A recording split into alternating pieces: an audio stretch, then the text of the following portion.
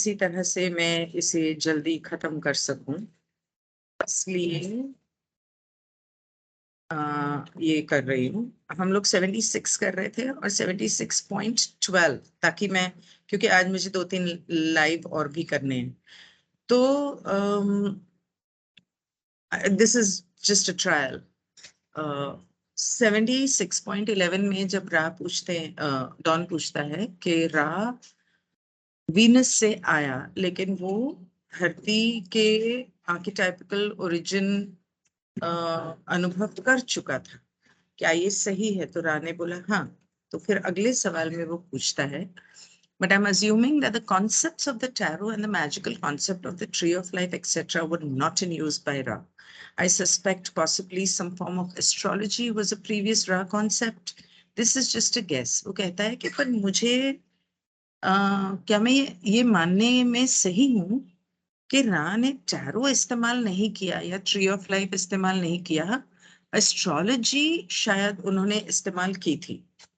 क्या मैं सही हूं? तो रा कहता है, रा के मेथड ऑफ स्टडी, पढ़ाई का तौर तरीका, आर्किटिपिकल माइंड को समझने का,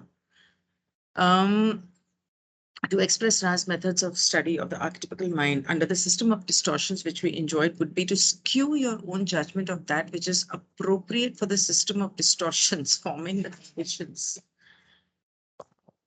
to learn, teach. तो वो कहता है कि अगर मैं तुम्हें ये बताऊंगा तो तुम कंफ्यूज हो जाओगे। मैं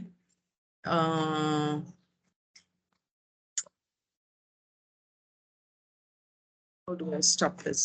Okay. Translate.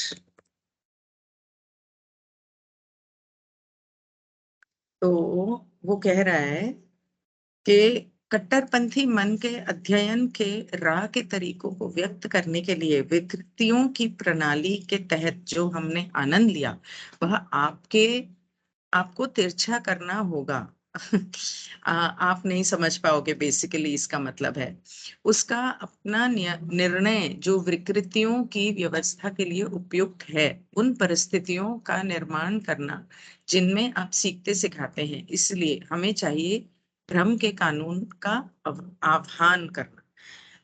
बेसिकली उसका कहने का मतलब है कि जो हमने जो किया, वो आपको अपनी समझ में मरोड़ना तरोड़ना पड़ेगा। आप हमारे जो अनुभव थे वो आपको अपनी समझ के हिसाब से जो सही आपको लगे सीखने के लिए, उस हिसाब से आपको मरोड़ना पड़ेगा। और जब अगर हम बोलेंगे तो आप कंफ्यूज हो जाओगे। तो डॉन कहता है, I am going to ask some questions now that may be a little off centre of what we are trying to do. I am not sure because I am trying to with these questions unscramble something that I consider to be very basic to what we are doing. मैं नहीं जानता कि मैं कुछ बातें आपसे पूछना चाहता हूँ जो थोड़ी सी हटके हैं, और मैं नहीं जानता कि ये पूछ के मैं क्या एक्चुअली कंफ्यूजन को सुलझाना चाह रहा हूँ, उलझन को। बहुत ही बेसिक मूल बातें हैं। तो अगर मेरे समझने में या सवाल पूछने में त्रुटि हो तो मुझे माफ करना, क्योंकि मेरे लिए ये बहुत मुश्किल है। तो क्या आप मुझे एक अंदाजा देंगे, पहली और दूसरी घनिष्ठता इस ग्रह पर कितने लंबे समय के लिए रही, उसके बारे में? तो रा कहता है, this is a method of estimation of the time space before timelessness give way in your first density. ये वक्त जब नापा जाने लगा तुम्हारे धरती पे, उससे पहले जब वक्त था ही नहीं, कोई वक्त में मानता ही नहीं था, उसको नापने के लिए कह रहे हो तुम मुझे? तो sorry about all the sound in the background if you're hearing it.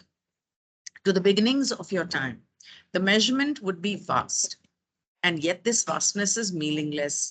तुम्हारे वक्त की शुरुआत से अगर देखा जाए तो ये जो वक्त को नापने के लिए कह रहे हो, ये बहुत लंबा समय है और इस लंबे समय का एक्चुअली कोई अर्थ नहीं है. Upon the entity into the constructed space-time, your first density spanned a bridge of space-time and time-space of perhaps 2 billion of your years.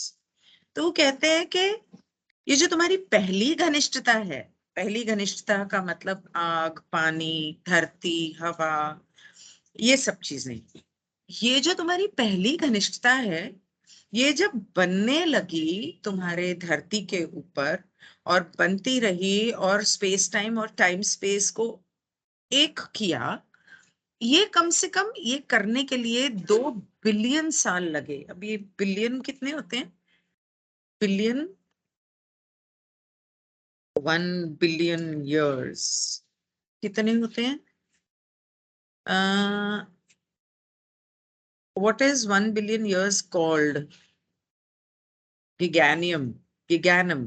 अरे नहीं, 1 बिलियन मतलब 1,000 साल. अरे बाप रे, मतलब ये तो, ये लाख हुआ, ये करोड़ हुआ, 1,000 करोड़ साल की बात कर रहा है वो. अरे बाप. ओके. तो 1 बिलियन, 2 बिलियन साल तक तो सिर्फ तुम्हारी पहली घनिष्ठता ही थी, मतलब वो बन भी रही थी. और ये रहा यहाँ पर, ये आपको याद होगा एक सेशन में मैंने ये वाला इमेज शेयर किया था. 1-2 बिलियन सालों तक तो सिर्फ यही चल रहा था और यही बन रहा था. फिर उसके बाद वो कहता है second density is more easily estimated and represents your longest density in terms of space and time, span of space time. दूसरी घनिष्ठता जो है, उसका अनुमान लगाना थोड़ा सा आसान है हमारे लिए, और वो आपके धरती की सबसे लंबी घनिष्ठता है.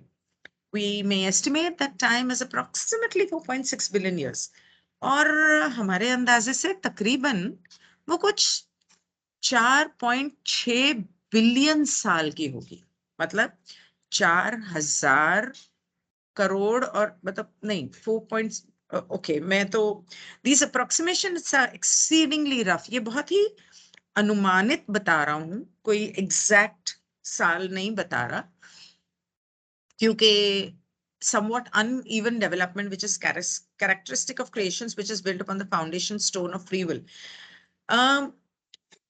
फ्री विल और अपनी मर्जी के हिसाब से जैसे डेवलपमेंट होता है, तो कौन से अणु से मतलब कौन से चीज से कौन सी चीज बनती है और वो कितने साल रहती है. जैसे फॉर एग्जांपल डायनासोर्स थे, तो वो किस चीज से बने, कहाँ से उनका निर्माण हुआ, कितने साल रहे, फिर उसके बाद वो खत्म हो गए, और उस दौरान कैसे एक पानी के अंदर के बैक्टीरिया से मछलियां बनी, फिर क्रोकोडाइल्स बने, टर्टल्स बने. इस तरह ये जो डेवलपमेंट होती रही सेकंड डेंसिटी की, ये इसका एग्जैक्ट अंदाजा लगाना मुश्किल है क्योंकि बहुत सारी चीजें बनी और नष्ट हुई.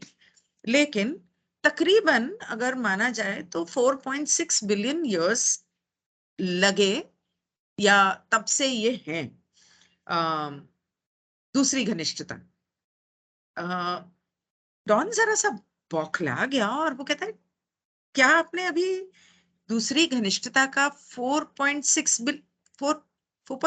बिलियन 4.6 बिलियन कहा? तो रहा कहता है हाँ. तो वो बोला, तो इसका मतलब जो तीसरी घनिष्ठता है, comparatively speaking, the twinkling of an eye, the snap of a finger in time compared to the others. दूसरे घनिष्ठताओं के मुकाबले ये तीसरी घनिष्ठता जो है, ये तो बिल्कुल पलक झपकने तक ही रही है, या चुटकी बजाने तक ही रही है. Why does the third density cycle so extremely rapidly compared? और ये इतनी कम समय के लिए क्यों है? ये इतनी देर से बनी और इतनी कम समय के लिए क्यों है?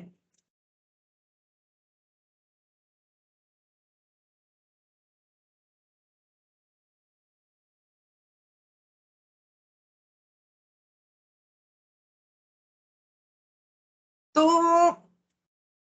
रा ने कहा कि तीसरी घनिष्ठता जो है वो फ्री विल पे आधारित है. इंसान है, और इंसानों की अपनी फ्री विल है, तो तब नहीं बने, अब बन गए।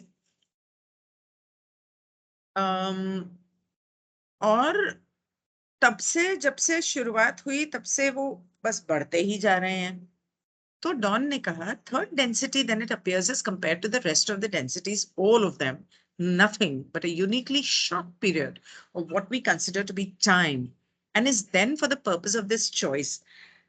अगर अब आप समझ सकते हो कि जो क्रिस्टल्स हम लोग इस्तेमाल करते हैं, जो क्रिस्टल्स के बारे में रा ने बात की है, वो कितने हजारों करोड़ों सालों से धरती के अंदर रहे होंगे, बनते रहे होंगे। उनकी याददाश्त, जैसे उस दिन मैंने बताया था कि मूनस्टोन जो है वो हजारों सालों से था उस जगह पर, जो मैं उठाकर लाई थी। और उसकी याददाश्त तो मतलब वो बुद्धा की तरह समाधि में ही चले जाते हैं स्टोन्स। बहुत सारे नए होते हैं, बहुत सारे स्टैलेक्टाइट्स एंड स्टैलेग्माइट्स। अगर आपने, पता नहीं उस बारे में, स्टैलेक्टाइट्स,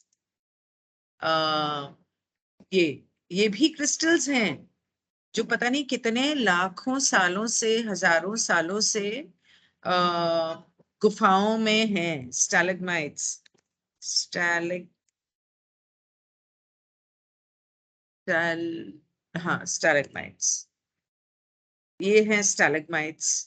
सो ये भी अलग अलग तरीके के हैं जो अलग अलग तरीके से बनते हैं। तो ये कितने हजारों सालों से होंगे, लाखों करोड़ों सालों से होंगे।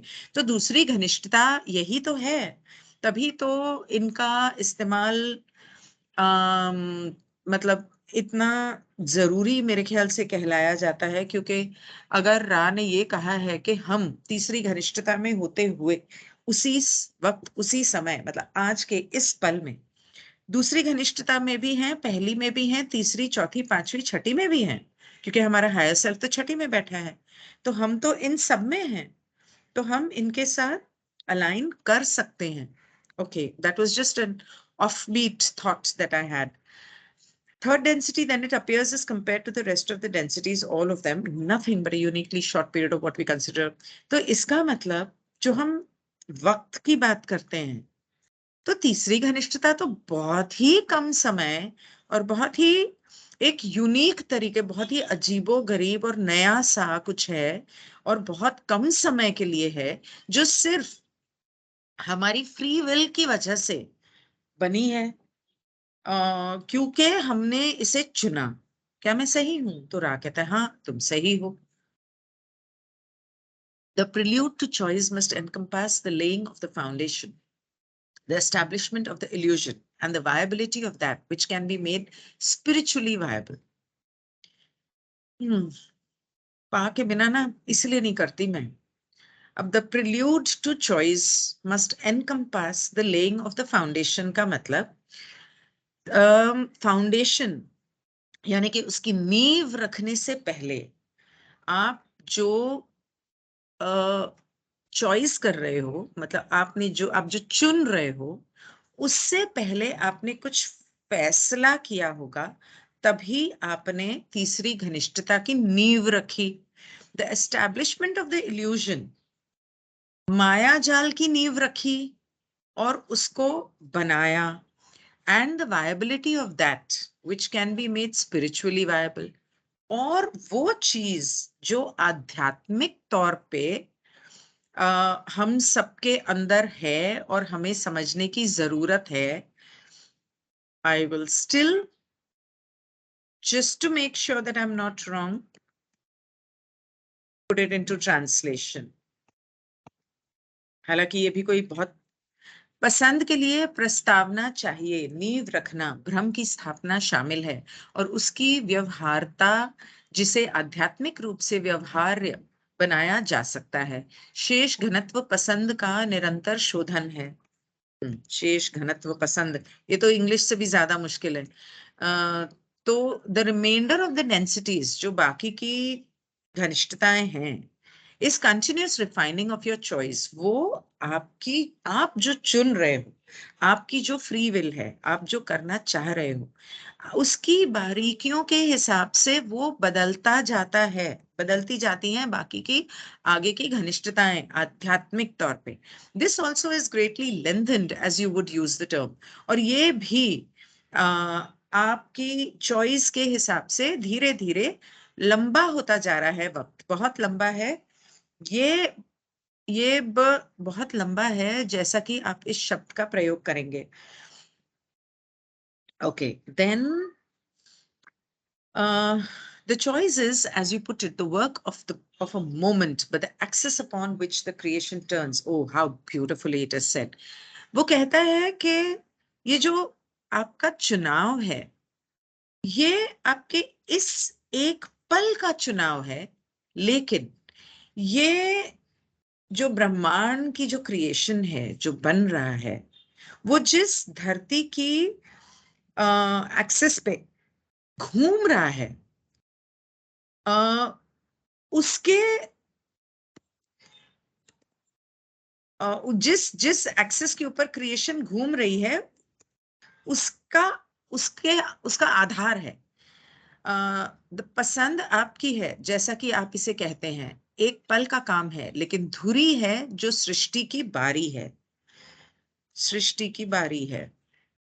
But is the axis upon which the creation turns. ये जो पूरा ब्रह्मांड है और उसकी क्रिएशन है, वो आपके इस एक पल की चॉइस के ऊपर घूम रहा है। हाँ, अब समझ में आया मुझे। आप इस पल में जो चुनते हैं, उसके ऊपर आपकी और पूरे ब्रह्मांड की, पूरी सृष्टि की जो दारोमदार है, वो आपके इस पल की चॉइस पे, आपकी फ्री विल पे घूम रहा है, बन रहा है और आधारित है। फिर डॉन पूछता है, is this third density choice the same throughout all of the creation of which you are aware? कहता है, आप जितने भी अलग अलग ग्रहों के बारे में जानते हो, क्रिएशन के बारे में जानते हो, ब्रह्मांड के बारे में जानते हो, उन सबकी ये तीसरी घनिष्ठता में जो हम लोग चुनते हैं, इसी तरह से क्या सभी जगह होता है, सभी पूरे ब्रह्मांड में या बाकी सब धरतियों में और हर जगह वहां पर भी क्या ऐसा ही होता है? तो रा कहता है, we are aware of creations in which third density is lengthier, अरे बाप रे, and more space time is given to the choosing.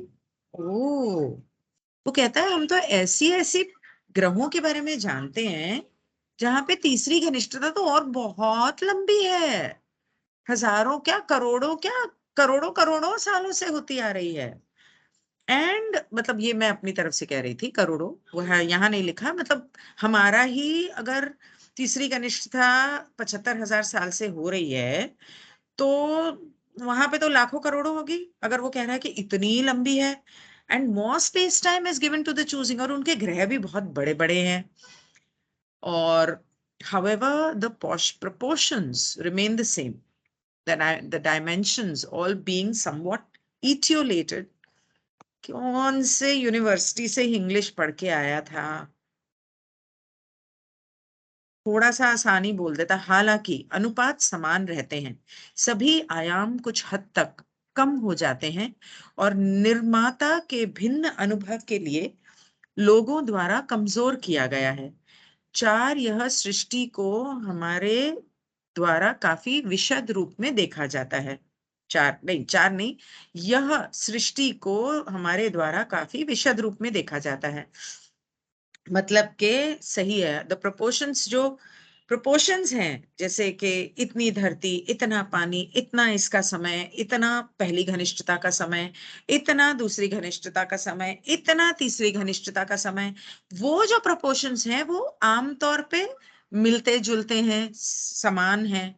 और जो इटियोलेटेड एंड वीकेंड, भिन्न, इटियोलेटेड का मतलब क्या है? etiolated, oh sorry, etiolated meaning, etiolated का मतलब है pale and drawn out due to a lack of light। अच्छा, कमजोर हो जाना, अच्छा तभी उसने कहा कमजोर। ओके, तो वो कहता है कि जो घनिष्ठताएं हैं वो कुछ कमजोर हो चुकी हैं कमजोर कर दी गई हैं, लोगोज ने उसे ऐसा किया है ताकि क्रिएटर को, ईश्वर को अलग अलग तरह की के अनुभव दिए जा सके। This creation is seen by us to be quite vivid, और ये हम बहुत साफ सुथरे तरीके से देख सकते हैं। तो I don't understand what you mean by seen to you as being quite vivid. What do you mean? तो डॉन कहता है कि आप जो कह रहे हो कि साफ तरीके से देख सकते हैं, इसका मतलब मैं कुछ समझा नहीं। इसका क्या मतलब है? मेड पेल और थिन। हाँ, तो ये इटियोलेटेड का मतलब है ये जो घनिष्ठताएं हैं, इनको बहुत ही कमजोर, दुबला पतला, और पेल मतलब जिसके रंग उड़ जाता है ना, इस तरह से बनाया गया है। तो डॉन कहता है कि मैं नहीं समझा कि आप जो कह रहे हो कि आप इसे बहुत साफ तरीके से देख सकते हो, मतलब क्या? तो रा कहता है, this creation is somewhat more condensed by its logos than some other logi have chosen. Thus, each experience of the creator by the creator in this system of distortion is, relatively speaking, more brighter, or as we say, vivid. तो ये जो creation बनाई गई है, जो logos, उनके logos ने जो बनाई है, वो बहुत ही कंडेंस्ड है, मतलब बहुत ही इकट्ठा की हुई है एक तरह से। जैसे एक जगह पे बहुत इकट्ठा कर देते हैं, या यूं कहो, दूध को जब आप बहुत ज्यादा उबालते रहते हो, उबालते रहते हो, उबालते रहते हो, तो वो एक रबड़ी की तरह बन जाता है। मिल्क मेड, कंडेंस्ड मिल्क, तो रबड़ी की तरह जो बन जाता है, उसमें से पानी निकल जाता है, गाढ़ा हो जाता है, उसको बोलते हैं कंडेंस्ड।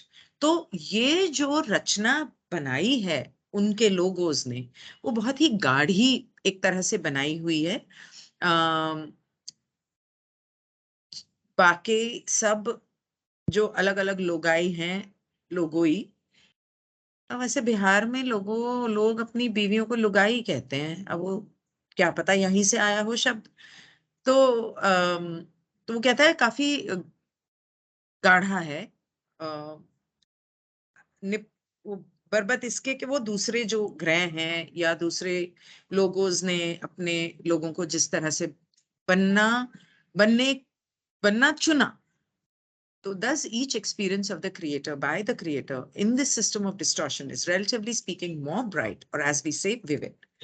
तो हर क्रिएटर की, ईश्वर की बनाई हुई हर चीज इस ब्रह्मांड में, इस सृष्टि में जो है, वो बहुत ही सुंदर, और हमारे लिए तो बहुत ही आंखों के ऐसे लगता है जैसे बिल्कुल हमारे आंखों के सामने हो रही है, और बहुत ही सुंदर है और चमकती हुई है। लेकिन हर चीज एक दूसरे से हल्की सी अलग है। So I am assuming that on entering into third density for this planet, disease did not exist in any form. Is this correct? तो डॉन कहता है, तो मैं ये समझ रहा हूं कि शायद जब ये इस धरती के ऊपर तीसरी घनिष्ठता का निर्माण हुआ, बनने लगी इतने हजारों सालों से, तो शायद तब उस जमाने में बीमारियां नहीं होती होंगी, है ना? तो राह कहता है, नहीं, तुम गलत हो। तो डॉन कहता है, अच्छा, तो फिर कौन सी बीमारियां होती थी, और ये क्यों होती थी जब थर्ड डेंसिटी शुरू हुई?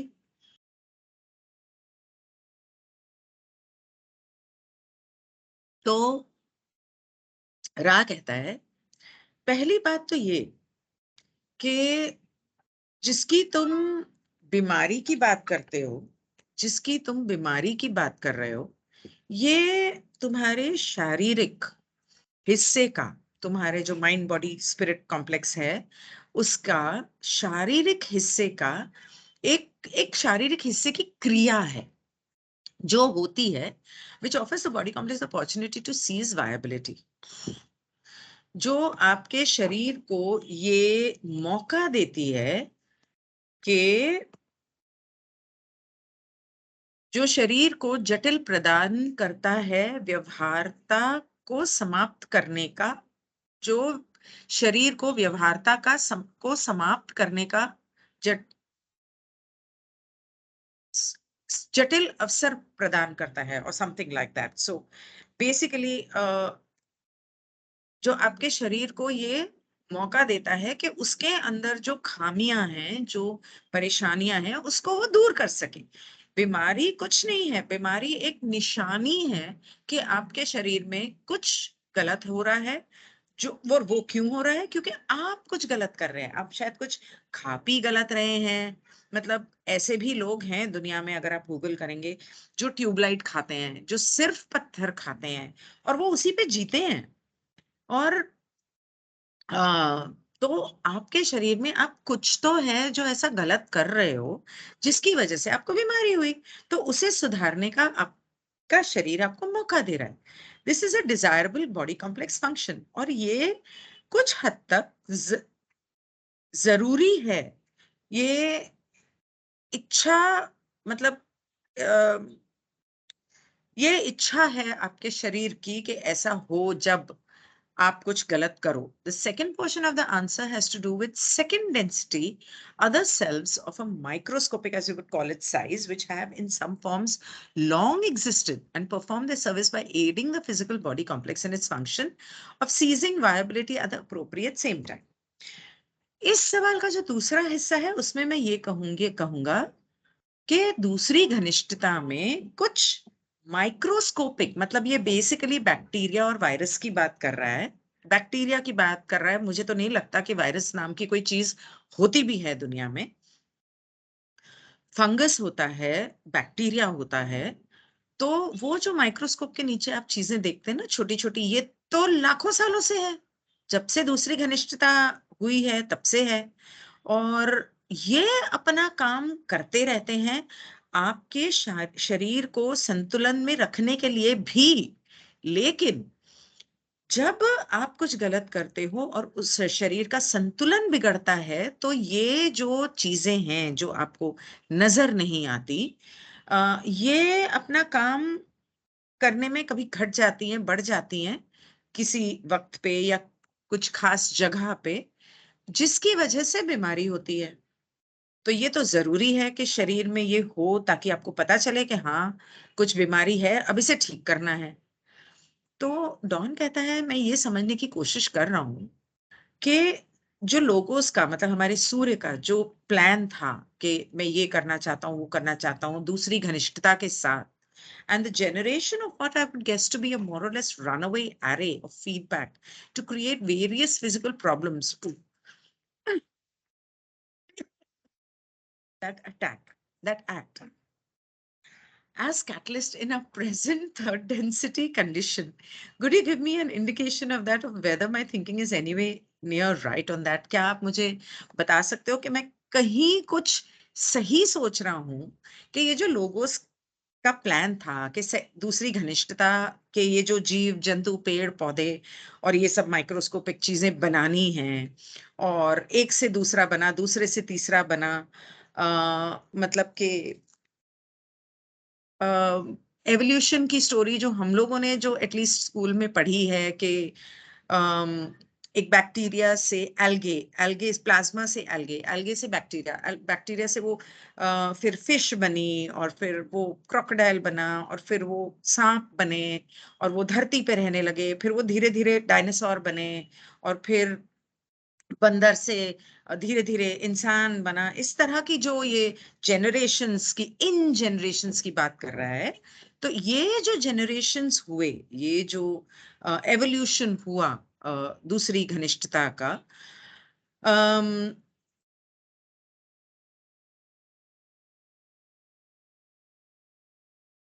इसको भी थोड़ा डाल दूं ताकि मैं गलती से गलती ना कर बैठूं। दूसरी घनत्व वाली संस्थाओं और इनकी पीढ़ियों के लिए लोगों की जो योजना थी, मैं क्या अनुमान लगाऊं कि प्रतिक्रिया की अधिक या कम भगोड़ा सरणी है? नहीं नहीं, मतलब भगोड़ा सरणी है हमारे वर्तमान तीसरे घनत्व की स्थिति में उत्प्रेरक के रूप में कार्य करने वाली विभिन्न शारीरिक समस्या पैदा करते हैं। मतलब कि हमारे शरीर में जो अलग अलग परेशानियां या बीमारियां पैदा होती हैं, ये हमारी तीसरी घनिष्ठता को और ज्यादा आगे बढ़ने के लिए, उन्हें सिखाने के लिए जो माध्यम लगाए गए हैं, उसकी वजह से ये तीसरी घनिष्ठता की ये जो जनरेशन पीढ़ियां हुई, और यहाँ से फिर तीसरी घनिष्ठता हुई, जो दूसरी घनिष्ठता की चीजें तीसरी घनिष्ठता पे इस तरह की बीमारियां पैदा कर रही हैं या असर दिखा रही हैं और माध्यम बना रही हैं। तो क्या मैं कहाँ सही हूँ, कहाँ गलत हूँ, जरा मुझे बताओ तो।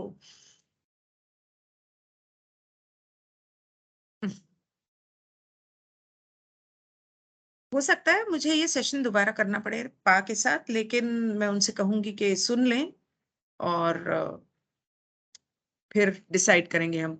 दिस इंस्ट्रूमेंट, तो रा कहता है, this instruments physical body complex is becoming more distorted towards pain. तो वो कहता है कि कार्ला को बहुत दर्द हो रहा है, तो शुरू हो चुका है, तो ये आखिरी सवाल होगा। Your query contains some internal confusion which causes the answer to be perhaps more general than desired. We invite refinements of this query. तुम जो सवाल पूछ रहे हो ना, वो बहुत ही जनरलाइज्ड है, बहुत आम तौर का सवाल है। तो अगर कुछ खास इसमें है जो तुम पूछना चाह रहे हो, लेकिन पूछ नहीं पा रहे हो, तो जो तुम चाहते हो उससे बहुत ही आम सवाल पूछा है, तो अगर कोई खास मुद्दा है तो तुम उस बारे में पूछो। The logos planned for entities of mind body spirit complex to gain experience until the amount of experience was sufficient for an incarnation.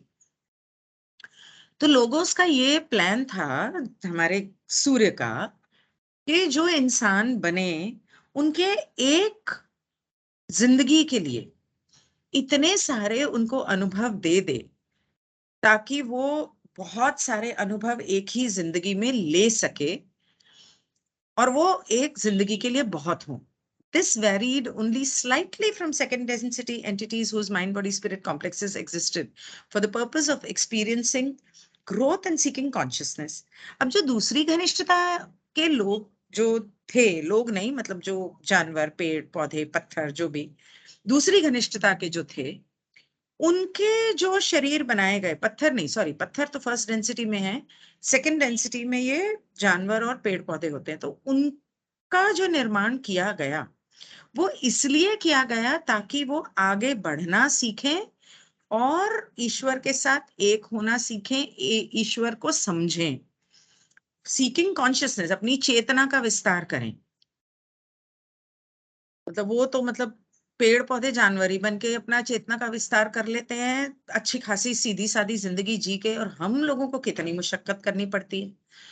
As the third density upon your planet proceeded, as has been discussed, the need for the physical body complex to cease became more rapidly approached due to intensified and more rapidly gained catalyst.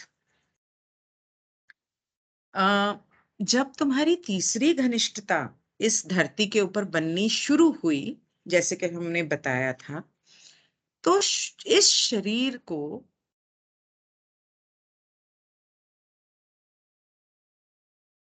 इस शरीर को इसकी उम्र कम करने की जरूरत महसूस हुई, जिसकी वजह से इतने सारे बीमारियों के माध्यम लगाए, भौतिक शरीर परिसर को समाप्त करने की आवश्यकता अधिक तेजी से हो गई, अधिक तेजी से तीव्र हो गई, और अधिक तेजी से प्राप्त उत्प्रेरक के कारण संपर्क किया, नहीं, बेसिकली माध्यम इसीलिए लगाए गए बीमारियों के।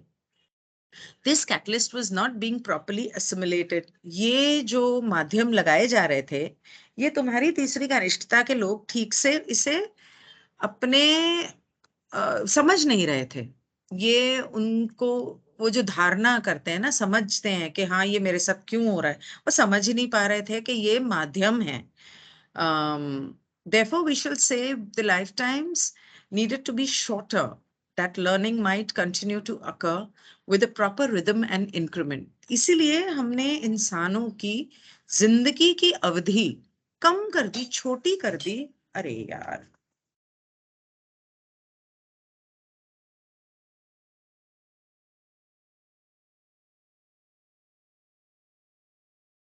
एक मिनट, मैं अभी आई।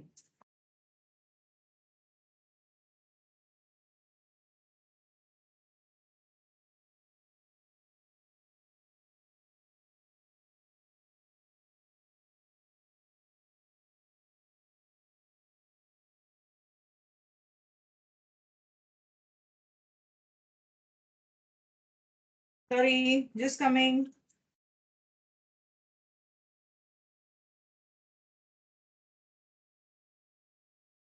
So courier था, sorry, and there's nobody who can open the door, so I had to go. So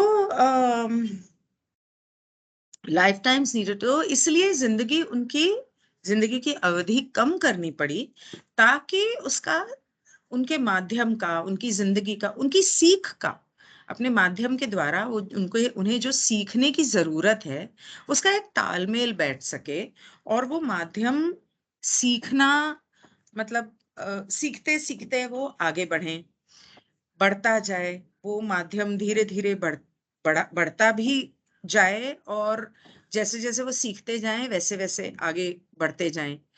Thus, more and more opportunities have been offered and your density has progressed for disease. अरे बाप रे, अच्छा, इसलिए तुम्हारे इंसानों की प्रजाति को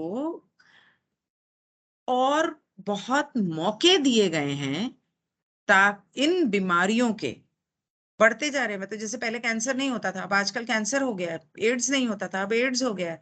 मतलब कितनी दुनिया भर की बीमारियां जो पहले नहीं होती थी दिन ब दिन बढ़ती जा रही हैं, ताकि तुम्हारी घनिष्ठता आगे आगे अपनी चेतना के विस्तार में बढ़ती जाए और ईश्वर से एक होती जाए, ईश्वर को खोजे, ईश्वर को समझे.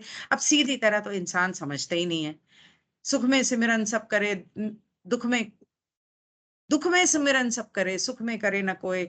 जो दुख में सुमिरन करे सुख का है को नहीं, जो सुख में सुमिरन करे दुख, सब उल्टा बोल रही हूँ. दुख में सुमिरन सब करें, सुख में करे न कोई.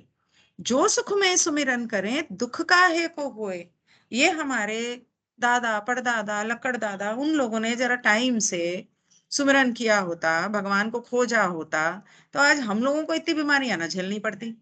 चलो, मेरी आज के, तो फिर वो कहता है कि डॉन, एक छोटा सा सवाल था, कोई खास नहीं है, पर अगर आप उस पर बता सके तो बहुत अच्छी बात है, नहीं तो ना सही. टोरंटो में एक औरत है जिसके पास एक क्रिस्टल की खोपड़ी है, और क्या उसके बारे में रा के साथ बातचीत करने में क्या वो काम आ सकती है वो खोपड़ी, और वो कहाँ से आई, और मतलब क्यों आई, इसके बारे में क्या आप कुछ बताएंगे? Instigating these communications with Ra, since I think possibly it's origin from Ra. हमें ऐसा लगता है कि ये खोपड़ी शायद कहीं आपसे उसे मिली है. And then finally, is there anything that we can do to improve? Because one which uncovers interesting material. रा कहता है तुमने सवाल तो बड़ा मजेदार पूछा है, और इसका जवाब भी बड़ा मजेदार है, लेकिन हम तुम्हें बता नहीं सकते, क्योंकि हमारे बताने से फिर तुम कुछ उल्टा सीधा कर बैठोगे, एक तरह से वो आजादी का उल्लंघन भी हो जाएगा, तो हम नहीं बता सकते. The appurtenances are, हाँ, बस. तो ये हो गया सेशन 76 कंप्लीट.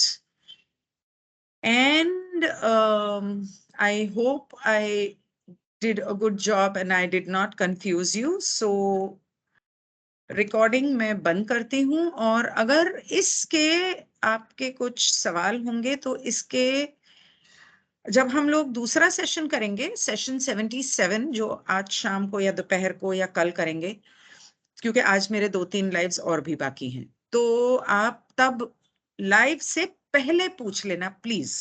ओके, कमेंट कर देना. और वो मेरे यूट्यूब के दूसरे मिस्टिक पैल चैनल पे लाइव करेंगे, इस चैनल पे नहीं कर पाएंगे. ओके, अरे, क्योंकि यहाँ पे स्ट्रीम यार्ड का की मियादी खत्म हो चुकी है इस महीने के लिए.